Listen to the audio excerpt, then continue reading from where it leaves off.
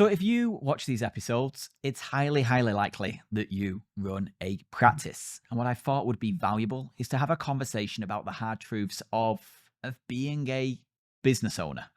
Um, because I don't hear enough people talk about this. You hear the highlight reels, you hear about all the good stuff, all the shiny stuff, all the exciting stuff. But the core hard truths of being a business owner are rarely spoken about. And I want you to know that I see you. I feel it. I hear you. You're certainly not alone in this. Now, if this is your first time watching the Business of Hearing podcast, weird opening for you, weird first episode, but welcome along. And if you're a long-term viewer, it's good to have you back. And hopefully this little changing tone doesn't disrupt the very practical, applicable stuff that we often talk about. But no matter how you look at it, right, when we look at business, as small businesses, right, we look at all the things we got to do. We've got to do the marketing, we've got to do delivery, we've got to pay our payroll, we've got to do all that stuff. But the thing that sits underneath all of it, the thing that underpins the entire business working well, and often the difference between the business doing really well and doing average, is us. Like, we are that bottom pillar that holds everything else up. And if we're not good, everything else becomes very, very fragile. It's built on not solid foundations at the top, which means that we as business owners need to be as strong as possible, need to be showing up in the right way, need to be performing in the right way, because our performance dictates everything else. And the more pressure we put on top of us, and like use this as like, we are the foundation of the building and everything is a building block on top of us. The more rocky we are, the more weak our foundations, the more everything else is struggling. And then you add more payroll onto that, you add more pressure, you add more responsibility, you add more credibility, you add more reputation on that and reputational risk. The more pressure it puts on those foundations, the heavier it gets, the more we as business owners need to carry. Now, unfortunately, over the time, I've seen many business owners break because they've felt that pressure. And what I want to share, given that I'm just over 10, 15 years, something like that in running a business, at least some of the things that I've learned about carrying that pressure and what has supported me. Now, I am not here to be the oracle of all information. I'm not got a country on my shoulders. I've not got a huge, big corporation on my shoulders. I can only share from my experience. And some of this may feel like I'm wet nursing you, and some of this may hopefully be insightful and helpful. But I want to share some of the practical things that I found have been supportive of that journey and allow me to ensure that I can perform in the right ways. Now, this isn't me saying I'm a productivity ninja and you should copy, but I'll just as a bit of a personal reflection, and maybe there'll be something there that helps. And the first thing is really so simple and, dare I say, cringeworthy to say, because it's said 100 times before, but I still think it's really helpful, is the biggest, I think, dictator of our personal performance is how well we look after ourselves. If we eat shit, we feel shit. If we drink shit, we feel shit. Like, the more we can ensure that we're waking up with a clear head, with focused energy, and with energy through good sleep and everything else is pretty damn important. Like, I've met business owners who have wonderful businesses, but they're a raging functional alcoholic, or that they're vastly overweight because they have really bad diet and habits. But generally, if I look around at the ones who I've seen who go on to do the most, they look after themselves.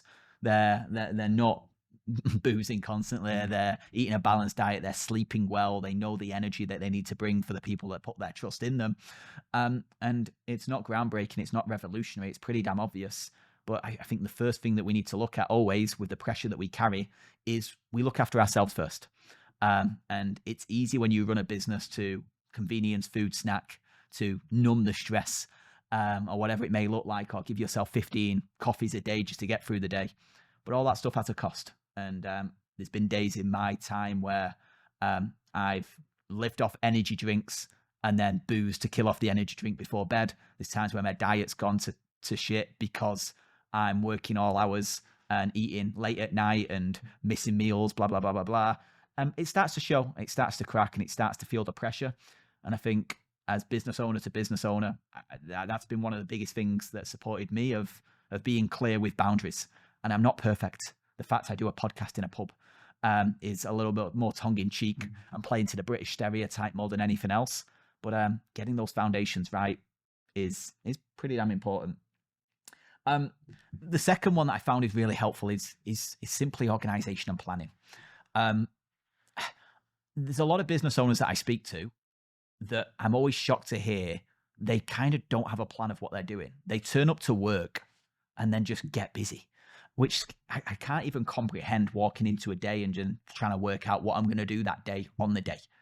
Like how I personally operate is every Sunday I've got very, very clear what do I need to do professionally, what do I need need to do in the business, what do I need to do to progress the business, what do I need to do personally. I have it all mapped out, I have it slotted into my schedule. I use Trello to map out every day, and then from there I've got a clear to-do list every day that sits on my remarkable, and I know exactly what needs to get done in that day. Now, I can't imagine turning up and letting my inbox dictate my day. I can't imagine having the emails mean that my plan goes to a mess because I'm being dragged here and there and everybody else is telling me what I need to focus my time on. Having clear planning of weeks, well, we do quarters, months, weeks, days. And that has been pretty invaluable to ensure that the less time I'm thinking about what shall I do, the more time I have to focus on what needs to get done, which just keeps focus. The more focus you have, the less distraction there is. The more focus that you have, the less ability to fuck around there is, and the less ability to go and find distractions, which is key. There's always something else that's demanding your attention away from the thing you probably should be doing. And the more you're focused on the thing you should be doing, the better. And I found through that productivity always means doing less, not more. So the less you can do is what productivity is. It's not how do I do more things, it's how do I distract myself away from all the distractions and just focus on the things that are going to move us forward. Doing less but doing them better is the power from there. Third thing that I think has been very, very key towards performance around this is getting better at emotional control. As business owners, especially when it's our name and face at the forefront of the business and our personal reputations and the promises that we've made to people and the trust that gets put into us, the more emotion really tries to sway you. I feel this. Like yesterday, full transparency, I had an awful day. Awful day. My emotions were through the floor. I felt beaten up. At the end of the day, I just lay on the floor for about 20 minutes with my dog licking my face. I was just done. I was emotionally drained. There were some issues. We had a staff problem. We had a client fuck up that really frustrated me because it was like stupid work that had got done that was lazy, like blah, blah, blah. Which, wouldn't be in my interest to tell you when I think everyone watching this should probably work with us. But like, this is the truth, right? We hire humans, and when all that trust gets put into us, then emotional control is so key. And one thing I've got a lot better of over time, yesterday definitely wasn't a clear example of this, is trying to minimize some of the emotion that we have to the things we can't control. Because we have our little power of influence, which is us. Like, how I look at it is, imagine I'm in a field right now, and I can walk to the gate, and they've got multiple gates that I have with lots of people. Multiple gates with the people that put their trust into us, i.e. the clients. Multiple gates with members of staff. Multiple gates with members of my family, etc. Now, what I can never do is cross the gate and go into their field. As soon as I do, that's where I'm completely out. That's where I'm lost control. I'm in their mess. But I can meet them at the gate and I can help them and then retreat to the middle. And I can meet someone else at the gate and help them and retreat to the middle.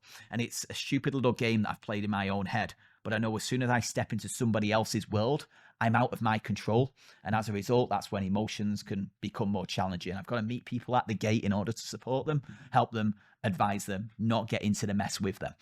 And I think having that emotional control is so key, and trying to meet more things with logic than emotion. Because most of the big nightmares that I find drag me emotionally, when you actually zoom out or try to explain them to somebody that's not in the emotion, you realize this actually isn't an emotional issue. This is quite logical. But the emotion blurs our view, distorts reality. And as a result, we're more likely to make bad decisions, speak to people in the wrong way, or whatever it may be, because we're emotionally caught up in a mess, which is always a big puzzle, and never results in good decisions being made.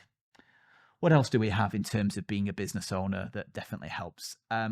One that has taken me way too long to appreciate, but one that is now a non-negotiable, is actually a break. So we're 8 years into Orange and Grey. First 6 years, 7 years, I worked like a dog, sacrificed far too much, missed too many important moments with the people that matter, And I took the weight. So any issue, right, I'll put it on my back. Task needs doing, I'll put it on my back. Work a lot of hours, burnt relationships in the process, lost friends in the process, put my health on the back burner, etc. And one thing I've got better of right now is appreciating that a vacation shouldn't be me working in a different location. It should mean a break mentally, a break physically, that allows me actually to re-energize and do the work that needs to get done. Because it's not the quantity of work that I get done at the stage where I'm at right now, it's the quality of work and the quality of thought. And as a result of that, vacations are pretty damn important. And the one thing I've done this year that's been different is start of the year, I got a big wall planner and I've got everything blocked out. I know when I'm not around and I can't say yes to a commitment. I know right now we've got the 5 to 6 trips that we're doing as a family. That's locked in. It's a non-negotiable. And that is as valuable for the business, in my view, as me being sat there in a chair doing tasks.